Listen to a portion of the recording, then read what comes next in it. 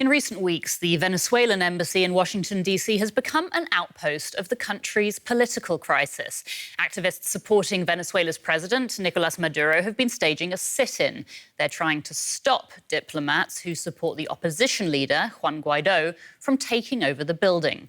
The US and the Organization of American States recognize Guaido as Venezuela's president, but the activists say the US government is helping engineer a coup in Venezuela. DW's Helena Humphreys sent us this report from the embassy. Venezuela's power struggle is playing out here, the country's US embassy in Washington, D.C. For 2 weeks now, American supporters of Venezuela's embattled Nicolas Maduro have occupied the building day and night. They want to stop representatives of opposition leader and self-declared interim president Juan Guaido from setting up shop. The leftist group calls itself the Embassy Protection Collective. One of its leaders shows us inside. Margaret Flowers doesn't blame Venezuela's leaders for the country's economic and humanitarian crisis so much as her own.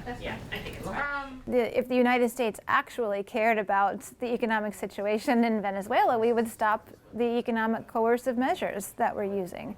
You know, the preventing them from having access to their gold in the Bank of London, or being able to use petrodollars. You know, we would stop. You know, we would let them have the assets that they have here in the United States that the United States is holding on to. We would stop pressuring other countries who try to, you know, provide goods to them. Other activists say they're concerned about the prospect of US military intervention. Americans have a special duty to the people around the world to stand up and oppose that kind of aggression, which is carried out in our name but without our approval. They accuse the US of being part of what they see as an overthrow of power.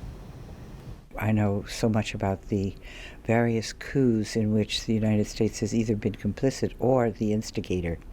And I think this is a rare opportunity we have to interfere ahead of time. But time is running out for the activists. The US government says the protesters are breaking the law and will have to leave or be forced. Embassies like the one behind me are now becoming flashpoints in an international tug of war between two men who are both claiming to be president of one country. Nearly 60 nations have joined the Trump administration in backing Juan Guaido. But this embassy in Washington remains a rare outpost of support for Maduro.